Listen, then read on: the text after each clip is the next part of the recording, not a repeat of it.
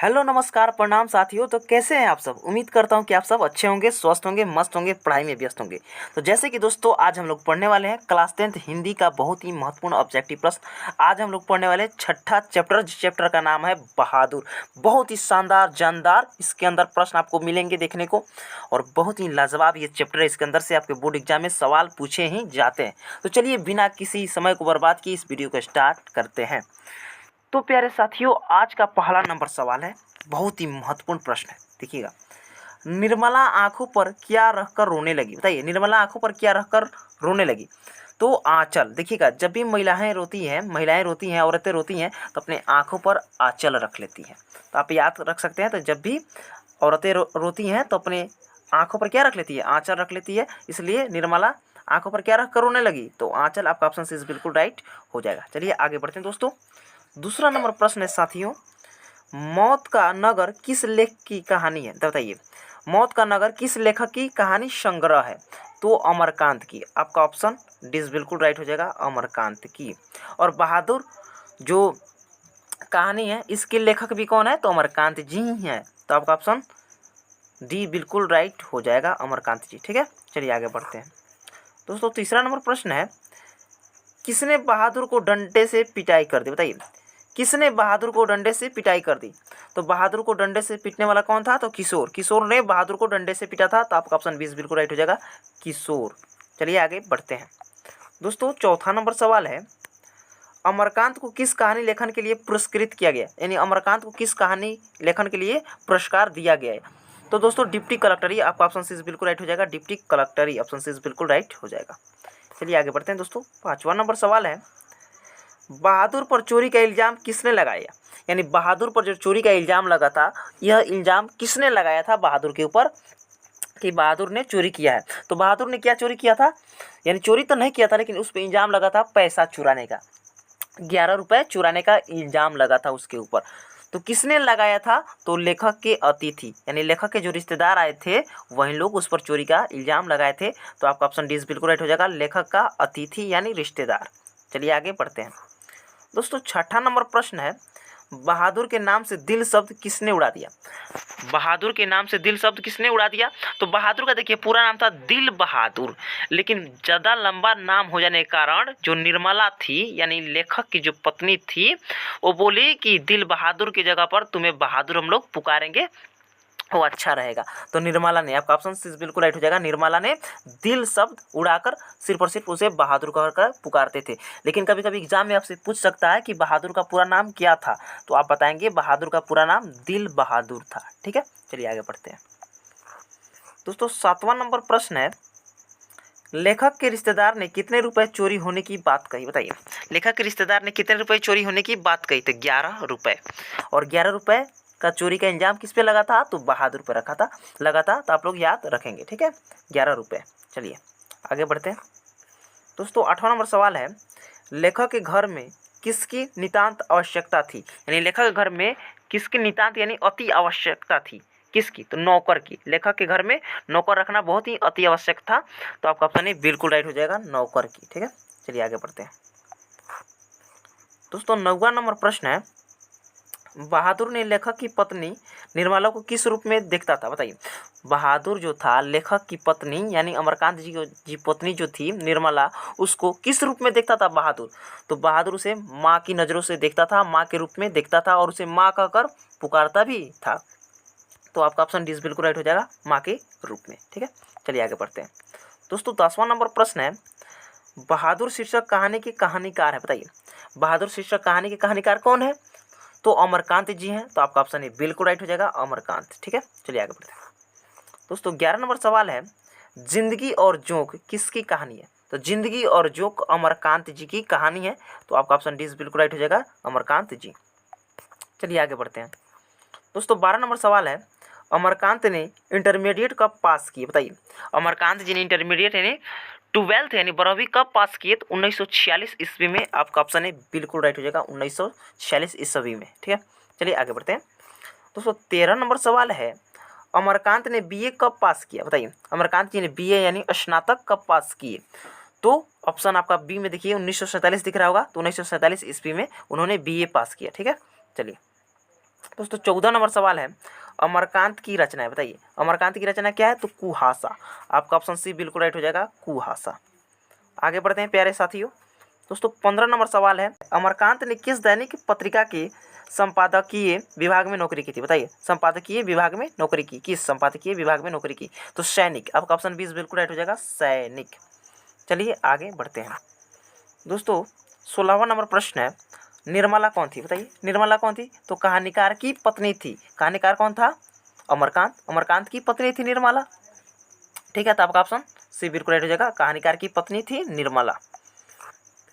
दोस्तों 17 नंबर सवाल है, मित्र मिलन के रचनाकार हैं, बताइए मित्र मिलन के रचनाकार कौन है, तो अमरकांत जी। आपका ऑप्शन डी बिल्कुल राइट हो जाएगा, अमरकांत। चलिए 18 नंबर प्रश्न को देखते हैं, रुपए खोने का प्रपंच किसने रचा था, यानी रुपए खोने का जो प्रपंच, ये ढाढ़स था, जो नाटक था, किसने रचा था, तो कहानीकार के रिश्तेदार ने। कहानीकार के रिश्तेदार ने, तो आपका ऑप्शन सी बिल्कुल राइट हो जाएगा, कहानीकार के रिश्तेदार ने। दोस्तों 19 नंबर सवाल है, कथाकार की पत्नी के नौकर को लेकर कौन आए थे। कथाकार की पत्नी के नौकर यानी निर्मला के लिए नौकर कौन लेकर आया था, तो कथाकार के साले साहब ने, यानी निर्मला की भाई। निर्मला की भाई यानी कथाकार के साले साहब। निर्मला कौन थी, कथाकार की पत्नी थी, यानी अमरकांत जी की पत्नी थी। तो बताइए पत्नी का भाई क्या होता है, साला तो ही होता है ना। तो आपका ऑप्शन डी बिल्कुल राइट हो जाएगा, कथाकार के साले साहब ने।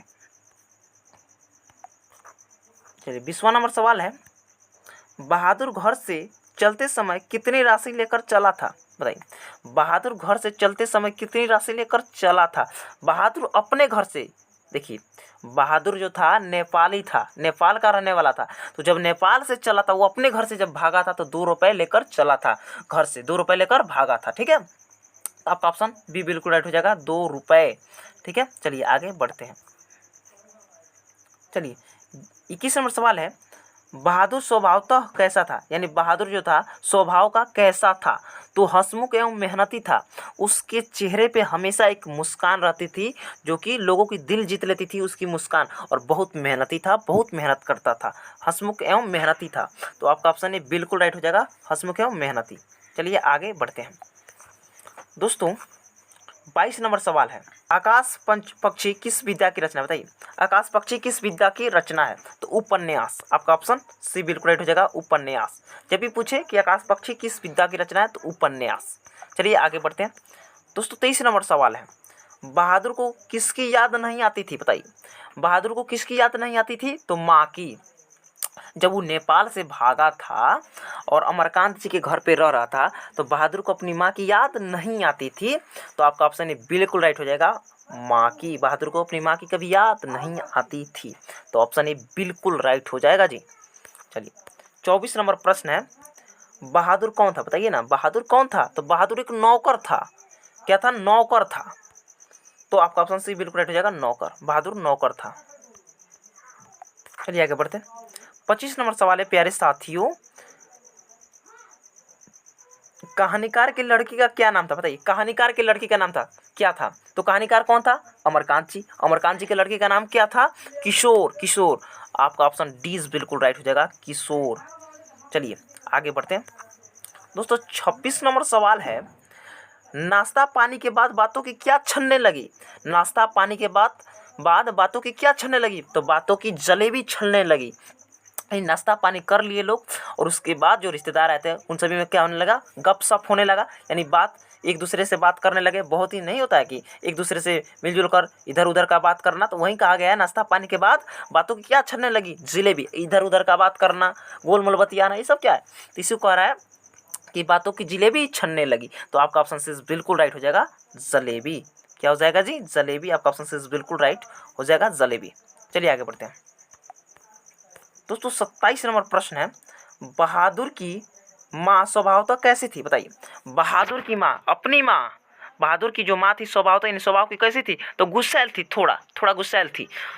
तो आपका ऑप्शन 20 बिल्कुल राइट हो जाएगा, गुस्सैल थी, ठीक है। बहादुर को उसकी माँ क्या की थी, पीटती थी, क्योंकि अपने भैंस को पीट दिया था, तो इसलिए उसकी माँ गुस्सा में आकर बहादुर की पिटाई कर दी, तो इसलिए थोड़ा सा गुस्सैल थी।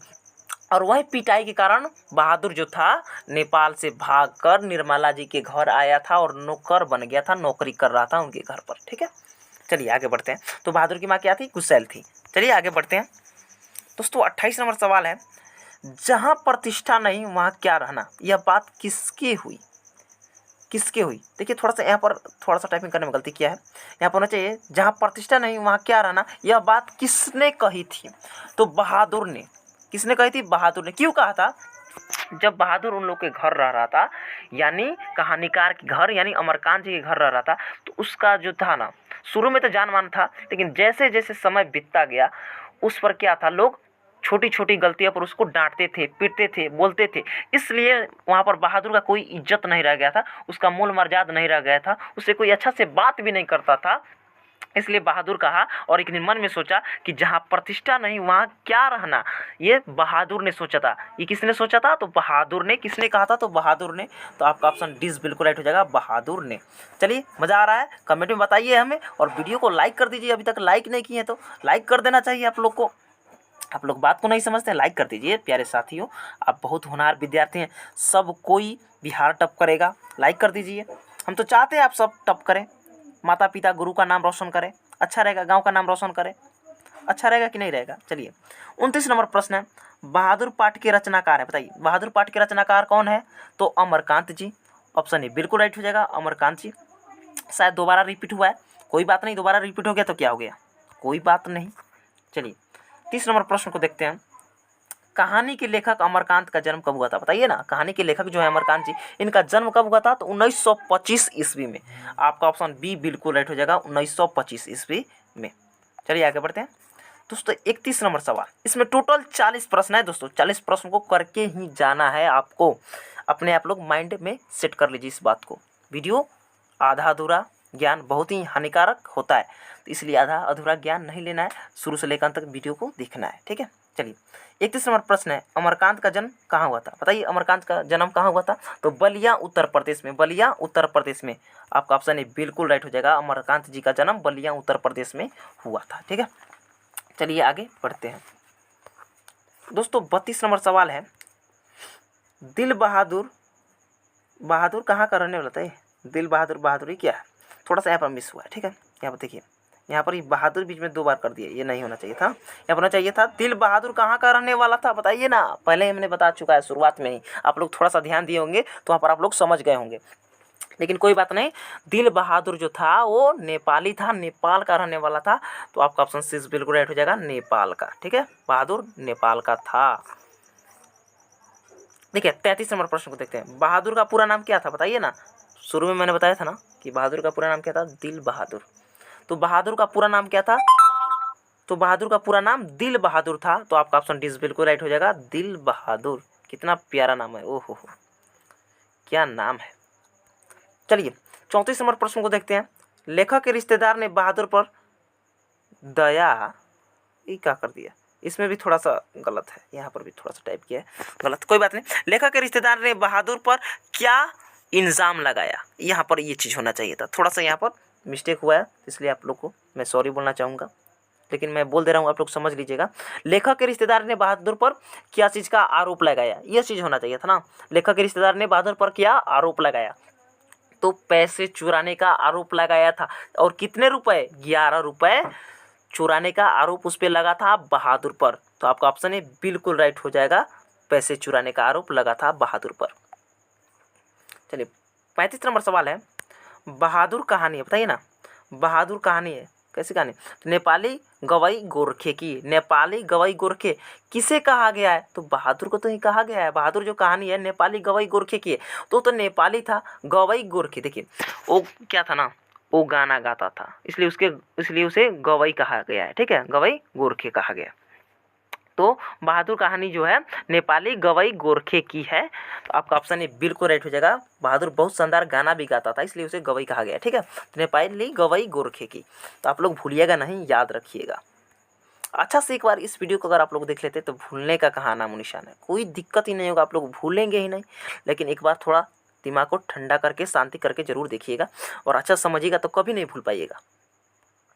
चलिए आगे बढ़ते हैं दोस्तों। 36 नंबर सवाल है, बहादुर लेखक को क्या कहकर, अब यहाँ पर लो, यहाँ पर भी झोल, गोलमोल झोल क्या है भाई, यहाँ पर होना चाहिए था बहादुर लेखक को क्या कहकर संबोधित करता था। ठीक है, आगे वाला लाइन मैं बोल दिया हूँ तो इसलिए आप लोग ध्यान से सुनिएगा।